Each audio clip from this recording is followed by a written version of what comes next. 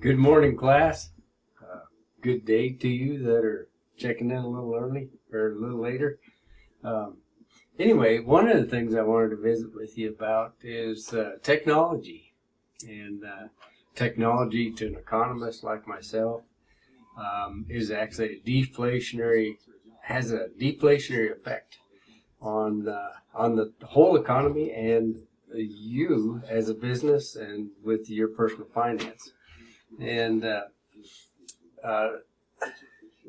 contrast that to the fact that the Fed keeps printing money, has low interest rates, and we are living in a somewhat hypered up or a hyperinflation period of time.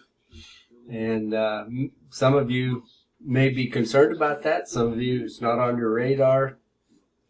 And that's fine. Maybe it's been talked about in some of your other classes as well. But one of the reasons that the increased level of the money supply has increased pressures on prices is just the fact that there's more dollars out circulating and chasing the limited enough amount of supply. And with supply chains at this time somewhat broken,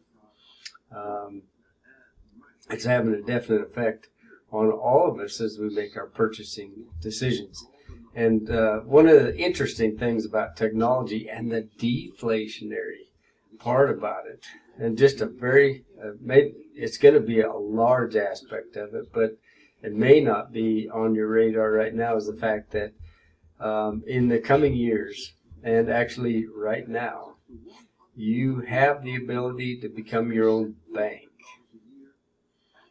And I want you to just kind of slow down and think about that for a second. Using the assets that you acquire, you could actually take loans against those assets. And you can do that right now.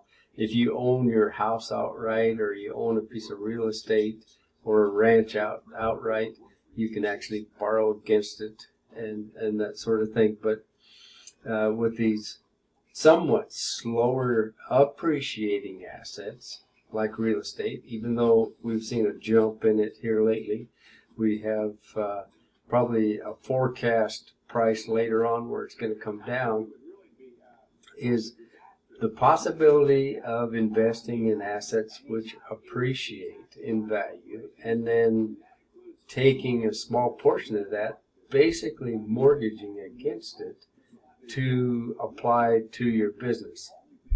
And the other thing is that with your personal finance and with your business finance, this applies to both, is the fact that if you have a checking account, savings account, and that sort of thing, we've talked a lot about that. We've talked about the concept of savings, is if you just leave it in those accounts in an environment where your fiat currency, the U.S. dollar, is actually devaluing at a rapid rate, then in fact you're losing buying power. And I'm not sure if this is in your wheelhouse right now, or you're thinking about it, but this is going to be huge for businesses. Is that if I can, as a business, actually put my reserves, what we call reserves in business, or savings in personal finance, into something that is likely or has a history of appreciating value, and then also in the future use that in order to retain that value and then actually take loans from it. We've actually cut the banker out of the cycle. And the more medium businesses between us and our business, we actually build up this friction that is costly in our personal finance and our business finance. And if you don't know what I'm talking about the crypto coin or Bitcoin space, and I'm very interested. I'm somewhat invested in that area myself, so I have skin in the game. I haven't taken any loans against my holdings as of yet, but as you can see, I'm aging before your eyes. So, in the future, the prospect of actually holding on to an appreciable asset that's gaining value in an almost accelerated way, and then also being able to take a portion of that at a very low interest rate and use it for operating expenses in a business or operating a home is a very positive thought process to me.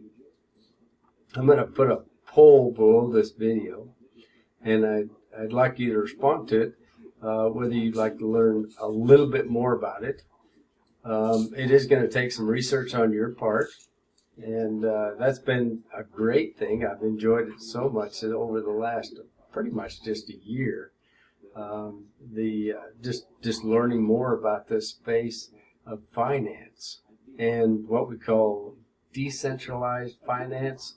It goes under the acronym DeFi, decentralized. That means that there's just nobody between you and your money. Essentially, you are your own bank, and that has an appealing ring to it in a very competitive way, in a free market kind of a way, and in a capitalistic type of way for me. Let me know what you think, and maybe we'll discuss a little bit more as the class goes on. And I would enjoy, even after this class is over, of course, talking about anything that we've talked about in the course, and maybe even this as a topic later on. I've had some private group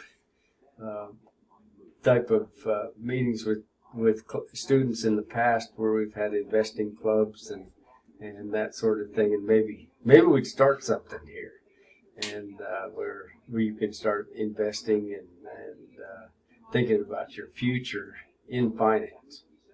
Anyway, God bless you. I know we're getting towards we got 2/3 of the semester done, and I congratulate you on your studies. Do well in your other courses as well. If you have any questions, email seems to be the best. I'm not sure why my phone is not uploading the recordings. Sometimes I get them 4 or 5 days later, and that sort of thing. So make sure that as a backup, if you do, I encourage you to message me, leave a voice message, and also as a backup to email me. So thank you, and I appreciate it, and appreciate the time you spent on this course.